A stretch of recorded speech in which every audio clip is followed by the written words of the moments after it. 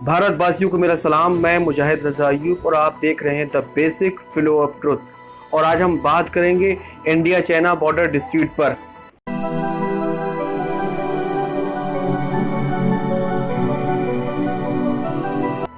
जब भारत सरकार ने कश्मीर से 370 हटाकर कश्मीर से लद्दाख को अलग कर दिया और लद्दाख व कश्मीर को एक यूनियन टेरिटरी में तब्दील कर दिया, तब भारत के रक्षा मंत्री का बयान आया था अक्साई चिन भी भारत का एक पार्ट है।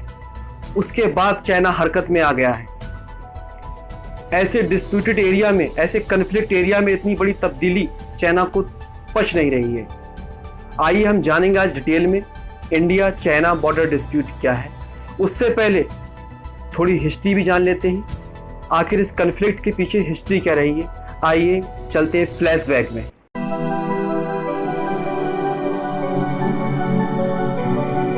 सबसे पहले तो आप ये जान लीजिए, भारत चीन के साथ 3488 किलोमीटर सीमा साझा करता है।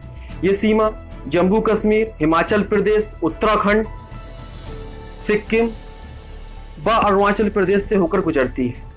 इस सीमा को 3 सेक्टरों में डिवाइडेड किया गया है।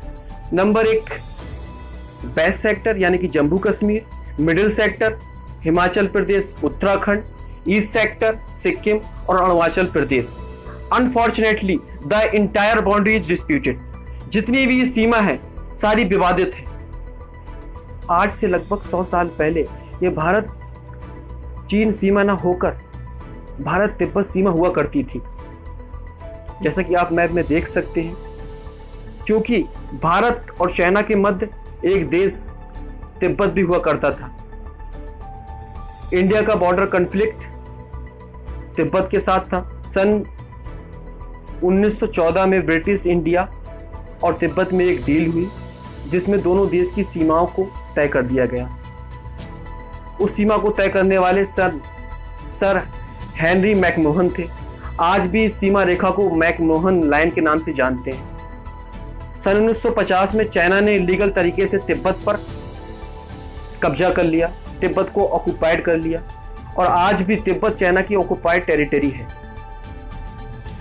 सन 1954 में भारत और चाइना के बीच एक समझौता हुआ था जिसे हम पंचशील ट्रीटी के नाम से जानते हैं। उसमें यह नारा भी दिया गया था हिंदी चीनी भाई भाई। लेकिन उसके बाद सन 1962 में इंडिया और चाइना का युद्ध हुआ। उस युद्ध के दौरान चाइना ने अक्साई चिन पर अपना कब्जा कर लिया। चाइना ने अक्साई चिन को ऑक्युपाइड कर लिया। तब से अक्साई चिन चाइना के ही पास है। लेकिन भारत आज भी अक्साई चिन पर क्लेम करता है और उसके ठीक विपरीत चाइना अरुणाचल प्रदेश पर क्लेम करता है। चाइना का ऐसा मानना है कि तिब्बत चाइना की ऑक्युपाइड टेरिटरी है और जो अरुणाचल प्रदेश है वो तिब्बत का साउथ पार्ट है, इसलिए अरुणाचल प्रदेश पे चाइना का अधिकार है। और चाइना ये भी कहता है, चाइना उस समय की मौजूदा ब्रिटिश इंडिया और तिब्बत के समझौते को नहीं मानता। चाइना का ये मानना है कि उस समय वह वहां मौजूद नहीं था। और चाइना ये भी कहता है जब तिब्बत चाइना की ऑक्युपाइड टेरिटरी है तो तिब्बत को कोई हक नहीं है सीमा तय करने का। इसलिए चाइना अरुणाचल प्रदेश पर क्लेम करता है और इधर भारत अक्साई चिन पर क्लेम करता है। अब मौजूदा दौर में कॉन्फ्लिक्ट क्या है ये भी हम जानेंगे डिटेल में।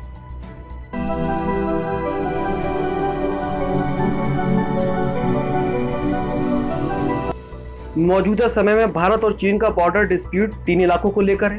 Number 1 Pangong lake, number 2 Galwan valley, number 3 hot spring. इससे पहले कि हम आगे बढ़ें, आपका ये जान लेना भी बहुत जरूरी है, इंडिया पाकिस्तान की सीमा रेखा को LOC और इंडिया और चाइना की सीमा रेखा को LAC क्यों कहते हैं। LOC मतलब होता है लाइन ऑफ कंट्रोल।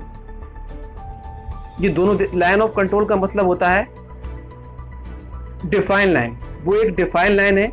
इंडिया भी जानता है मेरी सरहद यहाँ तक है और पाकिस्तान भी जानता है मेरी सरहद यहाँ तक है। उसके विपरीत लाइन ऑफ एक्चुअल कंट्रोल जो कि चाइना और इंडिया की सीमा है। लाइन ऑफ एक्चुअल कंट्रोल का मतलब होता है अनडिफाइंड लाइन, वहाँ पर कुछ डिक्लेयर नहीं है कि मेरी सीमा यहाँ तक है और मेरी सीमा यहाँ तक है। भारत कहीं और तक क्लेम करता है, चाइना कहीं और तक क्लेम करता है। अब ये आप मैप देखिए, इसमें जो ब्लू कलर का एरिया दिख रहा है वो इंडिया का है, और जो रेड कलर का एरिया है वो चाइना का है। और जो बीच में आप एरिया देख रहे हैं, जो आपको बीच में ये एरिया दिख रहा है, ये है ग्रे एरिया। ये ना तो चाइना का है और ना ही इंडिया का, लेकिन दोनों देशों की फौजें, दोनों देशों की सेना यहाँ पर गश्त करती हैं। तो ये विवाद का कारण क्या है? जो ब्लू लाइन है वहाँ तक, जहाँ तक ब्लू है, जहाँ तक इंडिया का एरिया दिख रहा है ब्लू तक, जो सारा ग्रीन एरिया है वहाँ तक कहता है चाइना मेरा है, और जो रेड लाइन तक ग्रे है वहाँ तक इंडिया कहता है मेरा। आइए अब एक एक कर समझने की कोशिश करते हैं डिस्प्यूटेड एरियाज़ को। Number 1, Pangong lake. Pangong lake 135 kilometre लंबी लेक है। इसका 30% एरिया इंडिया के अंडर में है और 70% एरिया चाइना के अंडर में है, यानी कि 45 किलोमीटर इंडिया के अंडर में है और 70 किलोमीटर चाइना के अंडर में। फिर ये विवाद कैसा? आप ये पहले तस्वीर देखिए। इस तस्वीर में आपको दिखता होगा, नंबरिंग दिखती होगी 1 to 8। ये नंबरिंग फिंगर्स हैं। जो चोटी, पहाड़ की चोटी जो स्पर्श करती है लेक को, उन्हें फिंगर्स में डिवाइडेड किया गया है, 1 to 8 फिंगर्स।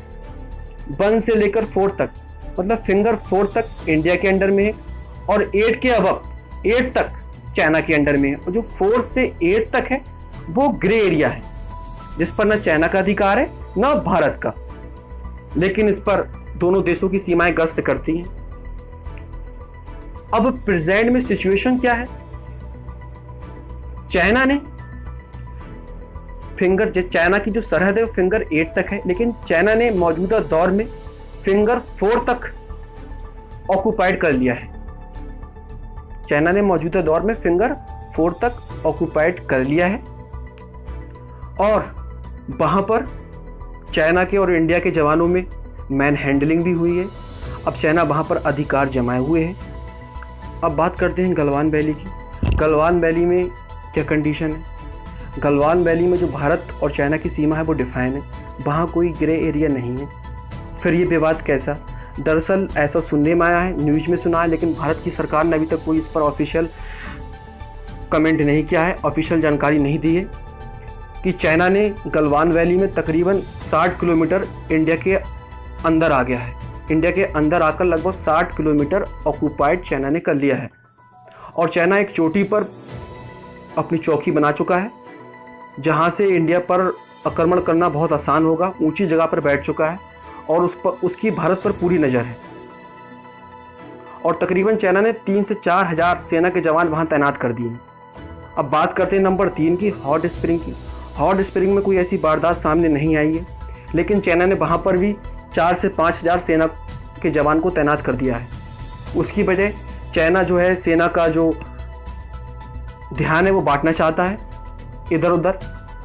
वहाँ पर ऐसी कोई सिचुएशन नहीं है अभी तक, लेकिन अब सवाल ये है कि भारत सरकार ने अभी तक ऑफिशियल डिक्लेयर क्यों नहीं किया कि चाइना हमारे कितने अंदर आ चुका है। भारत सरकार को ये बताना चाहिए क्या कंडीशन है बॉर्डर की। भारत सरकार ने कोई इस पर अभी तक कोई कमेंट नहीं किया है, कोई जानकारी नहीं दी है। और भारत की मीडिया के तो मुंह पर ताले लग गए हैं, कुछ बोल ही नहीं रही है। यही अगर पाकिस्तान से कुछ हुआ होता तो टीवी पे चलता होता पाकिस्तान पाकिस्तान पाकिस्तान, लेकिन चाइना से तो चुप रहेंगे क्योंकि ये गोदी मीडिया है। और अभी देखिए, अभी 2-3 दिन पहले नेपाल ने सरहद पर अंधाधुंध फायरिंग की, हमारा एक नागरिक भी शहीद हो गया, कुछ घायल भी हुए, और फिर भी भारत के प्रधानमंत्री, रक्षा मंत्री सारे चुप हैं। ये भारत को किस ओर ले जा रहे हैं? ये भारत को कमज़ोर कर रहे हैं। और आज की रिपोर्ट में इतना ही। आगे कुछ अपडेट होगा हम आपको बताएंगे और आपको सारी इन्फॉर्मेशन हम देते रहेंगे कि कन्फ्लिक्ट के बारे में क्या चल रहा है। और हमारे चैनल को सब्सक्राइब कीजिए, लाइक कीजिए, कमेंट कीजिए। तब तक के लिए जय हिंद।